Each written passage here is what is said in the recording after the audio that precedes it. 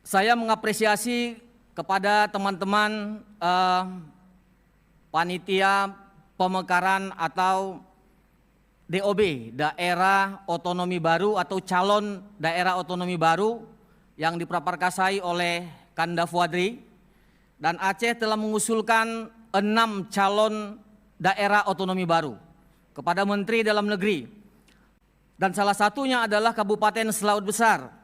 Yang kedua ada Aceh Raya, ada Kota Melabuh, ada Aceh Selatan Jaya, ada Aceh Malaka, Kota Panton Labu. Kami berharap kepada pemerintah Aceh agar memonitor proses dari CDOB menjadi DOB sehingga usulan Aceh ini betul-betul diprioritaskan.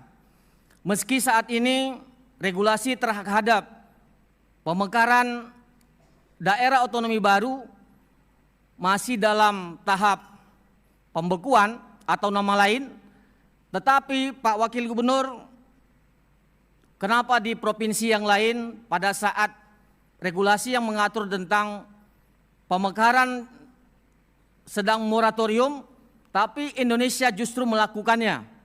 Tetapi kenapa tidak untuk Aceh gitu? Sementara antara provinsi yang dimekarkan sama-sama status kita sebagai daerah istimewa, daerah khusus.